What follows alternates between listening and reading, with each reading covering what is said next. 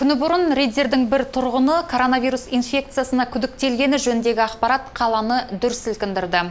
Әлбетте, экспресс-тестілеудің нәтижесі оң нәтижені көрсеткен.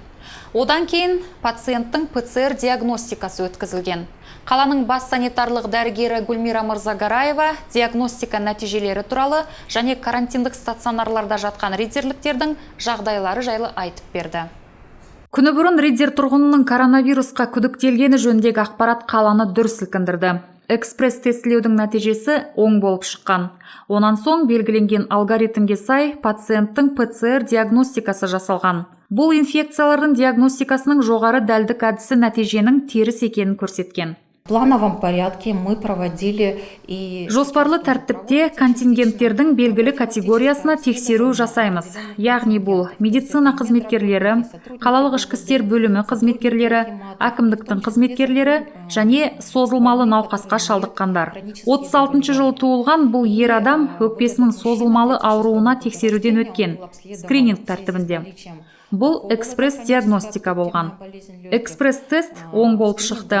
Әрі қарай белгіленген алгоритмге сай, ол үйдегі жағдайға оқшауландырылды. Жалғыз, еш жақын туысынсыз болды. ПЦР диагностика жасалды. Бұл растаушы диагностика әдісі. Ол жасалды, нәтижесі теріс болып шықты. Барлық тәуекел алынды. Егер нәтижесі оң болса, ер адамды облыстық инфекциялық стационарға жатқызар еді. Ал әрі қарай алгоритм бойынша. Айтпақшы, осы алгоритмге сай, шет елден келетіндердің барлығы зертханалық зерттеу жасау үшін міндетті түрде карантиндік стационарларға жатқызылады. Учаскелік медициналық желі үйдегі карантинге қойылған барлық риддерліктерді бақылауда ұстап отыр.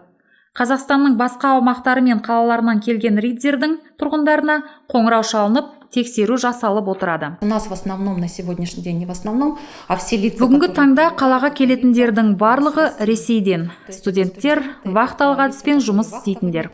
Қазір Риддерде үйдегі карантинде ПЦР диагностикасынан кейін 13 мамырдың таңына қараған жағдай бойынша 40 адам. Бәрінен ПЦР диагностика талдауы алынған. Алынған нәтижелері теріс болып шықты. Бүгін 16 адам карантин стационарларында жатыр. Олар қалаға жіберілмейді. Бірден карантин стационарларына жатқызылады. Олардан тағы ПЦР диагностикасы алынады, тек нәтижесі теріс болған жағдайда ғана Риддерге әрі қарай өзіндік оқшаулануға, үйдегі карантинге жіберіледі. Риддерде әзірше COVID-19 ауруының тіркелуі айналып өткеніне қарамастан, мұқияттылық сақтап, карантин ережелерінде сақтау керек дейді дәрігерлер. Коронавирус инфекциясын жоққа шығармайтын алғашқы белгілерінде-ақ жедел жәрдемді үйге шақыру керек. Емдеу мекемесіне келудің қажеті жоқ. Қала аумағында инфекциялық аурудың пайда болу әрі таралу тәуекелін азайту үшін бұрынғыдай көпшілік шаралар мен отбасылық мерекелерден ұстану керек. В связи с тем, что в городе Семей, опять же, акцентирую ваше внимание. Семейде бір адам 8 адамға дертті жұқтырған оқиға болғанына тағы назарларыңызды аударамын. Ол індеттің шығуына әкеп соқты. Вирустың қатынастығы әрі жұқпалдығы өте жоғары екенін ескеремін. Сондықтан оны ұмытпау керек. Отбасылық шараларға, көпшілік шараларға, салттық шараларға, үйдегі бір шараларға тыйым сол күйінде сақталады. Ол өте маңызды. Бір адамнан осындай жұқтыру шықпас үшін төзімді болу керек. Қазір әсіресе Рамазан айында ауызашарларға шақырмау керек, бармау керек. Коронавирус инфекциясы жоғары жұқпалы әрі жоғары байланыстық. Сондықтан әзірше үйге қонақ шақырып өткізетін үйдегі мерекелерге және көпшілік қалалық шараларды өткізуге оралу туралы айтуға ерте. Ал жазғы сауықтыру мерзіміне дайындыққа рұқсат берілген.